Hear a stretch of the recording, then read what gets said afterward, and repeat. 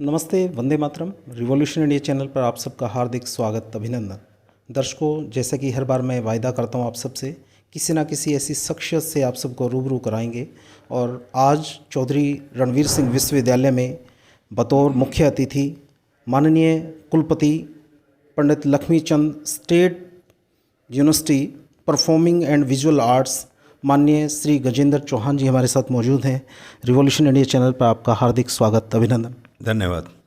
माननीय महोदय जी, आज किस उद्देश्य के लिए आप यहाँ विश्वविद्यालय में पहुँचे हैं, हमारे दर्शकों को बताइए। चौधरी रणवीर सिंह यूनिवर्सिटी के कुलपति आदरणीय श्री रणपाल सिंह जी के निमंत्रण पर मैं यहाँ आया हूँ, क्योंकि यहाँ पर इंटरनेशनल सेमिनार हो रहा है फ़िज़िकल एजुकेशन के ऊपर, और स्टूडेंट्स हैं, उनको काफ़ी कुछ बताया जा रहा है। बाहर से एक्सपर्ट्स आए हैं, कमलेश जी हमारे बीच उपस्थित पटियाला से आए हैं, और ऑस्ट्रेलिया से भी कुछ लोग जुड़े थे जिन्होंने अपनी अपनी बातें रखी हैं।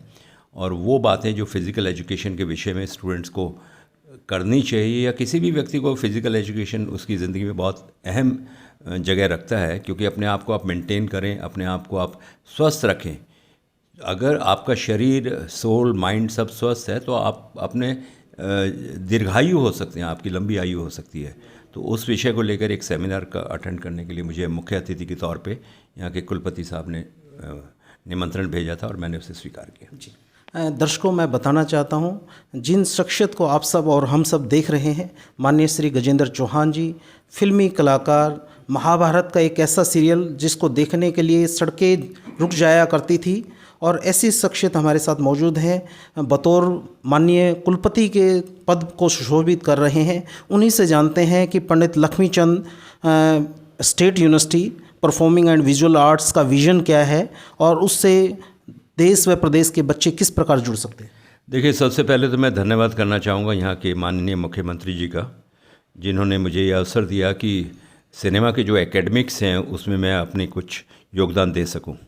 हमारी जो पंडित लक्ष्मीचंद यूनिवर्सिटी परफॉर्मिंग और विजुअल आर्ट्स की रोहतक में है, वो बहुत ही शानदार यूनिवर्सिटी है। देश की अकेली ऐसी यूनिवर्सिटी है जो सिनेमा के जितने भी विधाएं हैं उसमें डिग्री कोर्सेज चलाती है। अकेली यूनिवर्सिटी है पूरे देश में जहाँ पे 4 साल का डिग्री कोर्स जो है सिनेमा की सारी विधाओं में दिया जाता है। उसके अलावा हमारे पास टोटल 4 डिपार्टमेंट हैं। फैकल्टी ऑफ डिज़ाइन है, फैकल्टी ऑफ विजुअल आर्ट्स है, faculty of architecture and faculty of film and television है। तो ये जो कॉम्बिनेशन है, चारों के चारों डिपार्टमेंट जो है सिनेमा के अंदर अपना योगदान देते हैं। डिज़ाइन भी काम आता है, पेंटिंग्स भी काम आती है, स्कल्पचर्स भी काम आते हैं, आर्किटेक्चर है कि सेट किस तरह से बनाए जाते हैं। उस तरह से यूनिवर्सिटी शानदार बनाई हुई है। और सबसे खूबसूरत बात है कि हरियाणा जो है जिस तरह से खेलों में सबसे आगे है, मुझे लगता है कि आने वाले समय में जिस तरह से आर्ट को यहाँ के माननीय मुख्यमंत्री जी प्रमोट कर रहे हैं, आने वाले समय में ये जो कलाकार ऑलरेडी यहाँ पे हैं या जो ट्रेनिंग ले रहे हैं, ये भी अपना अपना नेशनली और इंटरनेशनल स्तर पे जो है अपना स्थान बनाएंगे। और वो दिन मुझे दूर नहीं दिखाई देता, क्योंकि इस वक्त जो international film festival of India Goa में हुआ था, उसमें जो फर्स्ट प्राइज़ मिला वो हमारी यूनिवर्सिटी की लड़की को मिला है। उसके अलावा टॉप 10 में 4 बच्चे और थे। तो ये अच्छा पहलू है कि हरियाणा से जो है कलाकार के रूप में जो ऑलरेडी थे वैसे बेसिकली, पर अब जो है वो नेशनल और इंटरनेशनल लेवल पे जो है अपने स्थान बनाने में कामयाब हो रहे हैं। उसके अलावा जितने भी अवार्ड फंक्शंस होते हैं उनमें करीब करीब 1-2 अवार्ड हमारे यहाँ यूनिवर्सिटी को हमेशा आता है। तो मुझे वो दिन दूर नहीं दिखाई देता कि जब सुप्वा जो है अपने आप में एक ऐसी जगह होगी जहाँ कंपटीशन ऐसा होगा कि एडमिशन के लिए लोग जो है कतारों में खड़े होंगे। माननीय कुलपति महोदय जी से जानना चाहता हूं कि जैसे फिल्म फेयर अवार्ड, ऑस्कर एक अवार्ड होता है, क्या कभी भारत और हरियाणा प्रदेश और आपके नेतृत्व में, कुशल नेतृत्व में, क्या इंडिया भी कभी ऑस्कर के लिए नॉमिनेट होगा और कुछ लेकर आएगा? इंडिया से कई फिल्में ऑस्कर के लिए नॉमिनेट हुई है, लेकिन क्या होता है कि हमारी जो कैटेगरी होती है वो फॉरेन फिल्म्स कैटेगरी होती है, जिसमें हमारी फिल्में जाती हैं बेसिकली, क्योंकि मेन स्ट्रीम में जा नहीं सकती। उनके अपने जो ऐसे कानून हैं कि मेन स्ट्रीम में हम अप्लाई नहीं कर सकते। तो रीजनल जो फॉरेन फिल्म कैटेगरी है उसमें हमारी कई फिल्में गई हैं। लगान गई है, उसके पहले मदर इंडिया भी गई थी कभी, और उसके अलावा अभी एक और फिल्म गई है। और जिस तरह से दादा लक्ष्मी जो फिल्म बनी है अभी, उसको नेशनल अवार्ड मिला रीजनल कैटेगरी में। तो मुझे वो दिन दूर नहीं दिखाई देता कि हम जो है हरियाणा में रहते हुए नेशनल और इंटरनेशनल पे कॉम्पीट करेंगे। जी, श्रीमान गजेंद्र चौहान जी की मुंबई से और हरियाणा की यात्रा किस प्रकार से दर्शक जानना चाहते हैं कि कहाँ से आपकी बचपन की यात्रा शुरू हुई, फिर मुंबई गए और फिर वापस हरियाणा की तरफ आए, उसके बारे में थोड़ा बताएं तो बड़ा। देखिए, ये बहुत लंबा सफ़र है, ये इंटरव्यू ख़त्म हो जाएगा, ये सफ़र ख़त्म नहीं होगा। मैं सिर्फ ये कहना चाहूँगा कि मुंबई में मैंने अपने आप को मेहनत करके और परमात्मा की कृपा से अपने आप को एक कलाकार के रूप में स्थापित किया। महाभारत ने मुझे ख्याति दी। उसके अलावा मैंने करीब 1200 सीरियल अपनी ज़िंदगी में किए हैं, 450 फिल्में की हैं।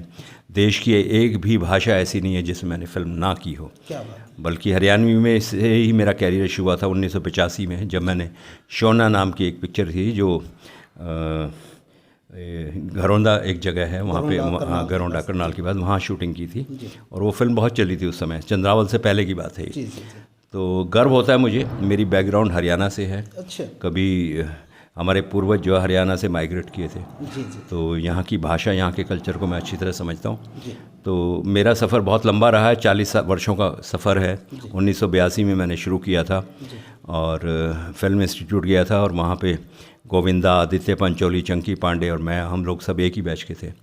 उसमें से 15 स्टूडेंट से टोटल, 3 लड़कियाँ थी, 12 लड़के थे और उसमें से करीब 4-5 बहुत सक्सेसफुल हुए हैं जिन्होंने अपना स्थान कला के क्षेत्र में जो है अपना नाम स्थापित किया है।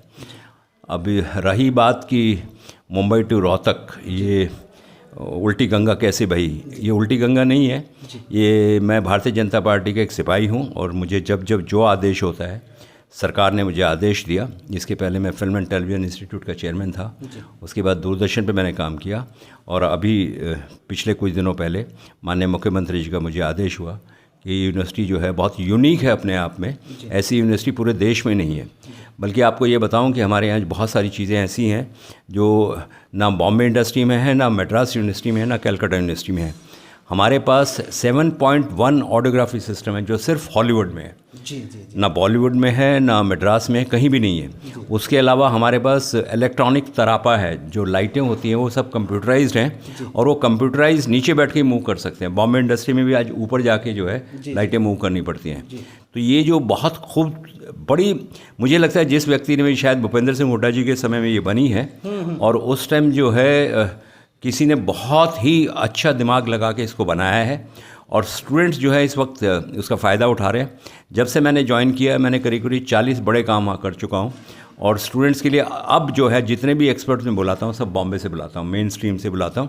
और अभी भी एक डांस वीडियो वर्कशॉप चल रही है पिछले 10 दिन से।